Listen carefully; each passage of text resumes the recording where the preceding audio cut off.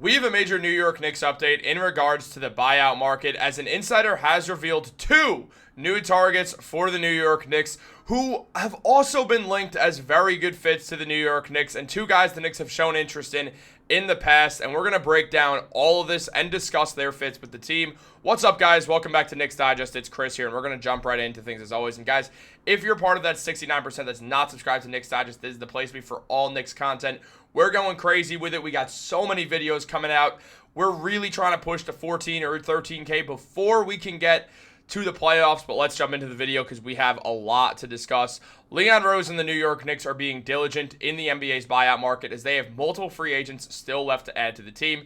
After the signing of Marjon Beauchamp, there's still multiple roster spots, 2 or 3 spots that will still be used up by the New York Knicks as the front office makes their plans to fulfill this roster for the playoff push.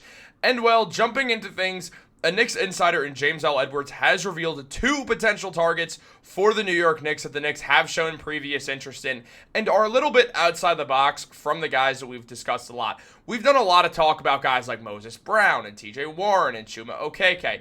And believe me, we're not done talking about those guys. I do have a video coming out on one of them very soon. Actually, 2 of them very soon. So make sure to stay tuned for that. But let's jump into this as there have been some new targets to talk about, which is always fun as well.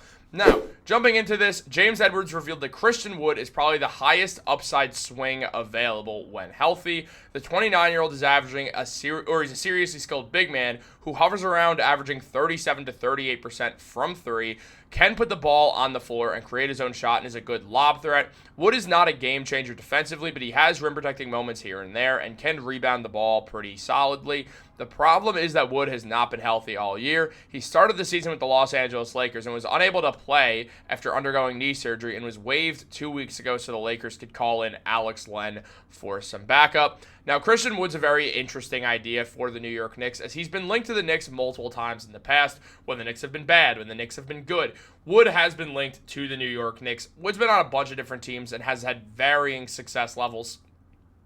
And the Knicks, well, there's been a lot of noise that they would like to bring in another big man, and we are going to do a full breakdown on that very soon, possibly today, maybe tomorrow, but stay tuned for that. So, in regards to all this, it would make sense if the Knicks wanted to add another big man, they'd add someone versatile like Christian Wood, who can play the 4 or the 5 because of his ability to shoot the ball. Now, he's not someone who would share the floor with Karl-Anthony Towns, but he is a good replacement for Towns because they do play the game fairly similarly, just Wood at a much, much lower level. So you could pair Christian Wood with a Mitchell Robinson. You could even pair Wood with Precious Achiuwa. So there's a few different moves the New York Knicks could make here, which would make Wood an interesting piece, as he could also just play center, and you could have that lineup of basically the starters, except Christian Wood out there as well. He adds good scoring off the bench, which the Knicks could need, and especially using that versatility is something that the Knicks would love to have for a 15th man, so they could use him in potentially a few different rotations, which would be nice. So I like the idea of Christian Wood. I like the idea of Christian Wood potentially more than I actually like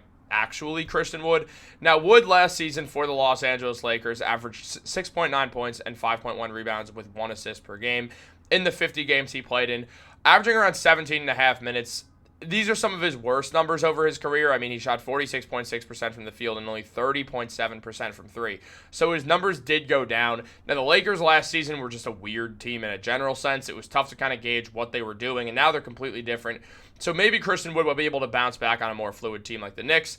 And, well, Wood, for his career, is a better player than what his numbers showed last year, putting up 13.5 points and 7 rebounds with 1.5 assists for his career, averaging 37% from 3 and 51% from the field with a 19.5 PER, playing both the power forward and the center position, being a fluid scorer, nearly a 3-level scorer who's available in the buyout market. He's certainly someone that teams will all take a look at, and the New York Knicks should also be one of them. They should consider adding him. If they want to add another big man, this does give you the best of both worlds, as you do get a guy who could also play next to Karl-Anthony Towns and Mitchell Robinson and Precious Achiuwa instead of just replacing one of them, which is absolutely huge for the Knicks, so they could just use more bench pieces and have more scoring off their bench. I think Wood's a nice little addition to this team. Now, could it happen? Potentially. He seems healthy. It seems like he'd be ready to go, so the Knicks very well could look into adding him. Christian Wood's a polarizing guy. A lot of people like him a lot of people don't like him, so it would be interesting to see what happens here. I would stay tuned for this one. This is something the Knicks could certainly end up doing, so it'll be interesting to see what happens here. On top of that, James Edwards also mentioned that the Knicks, they don't need Wood now, as they have Towns, Precious Achiuwa, Ariel Hukporti, and soon enough Mitchell Robinson. Now, obviously now it is Mitchell Robinson and not Ariel Hukporti. Wood could continue to rehab, though, if he's not nearing a return and perhaps be ready around playoff time. From a talent perspective, Wood is worth taking a flyer on. He can put the ball in the basket. His health, though, is a big question going forwards, and that's my big fear with this guy specifically, is that Wood has dealt with a lot of injuries at this point. It is worrisome. The Knicks already have an injury-prone big man in Mitchell Robinson and an injured big man in Ariel Hukporti, so you really want to make sure that the guys out there are pretty stable and aren't guys who you really have to be concerned about injuries, and Christian Wood is the absolute opposite of that because he's currently dealing with an injury that he's rehabbing from and should be ready to go very soon, as I mentioned. So it's an interesting idea. At the end of the day, do I think the Knicks will do it?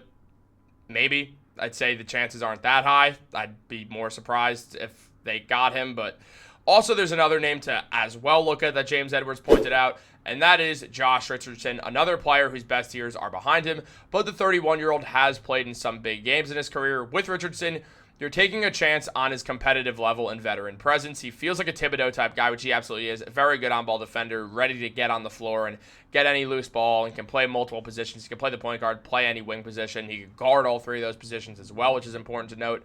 Richardson, at 6'6", is another big wing and has spent most of his career being an okay but streaky three-point shooter. His draw, though, at this point in his career are the intangible things.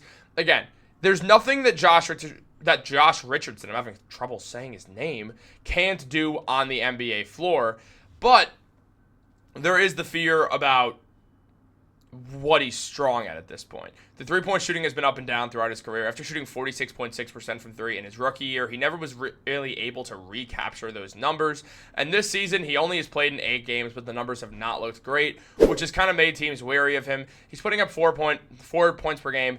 On top of that, 1.5 rebounds and 1.5 assists. He's getting also a steal per game in these limited minutes, which is nice to see, but he's only shooting 29% from the field and 27% from three. So his shooting has been off this year, shooting 20% on corner threes as well. So he's not exactly, especially a guy who's shooting 58% of his shots from behind the arc, where he's shooting 27%.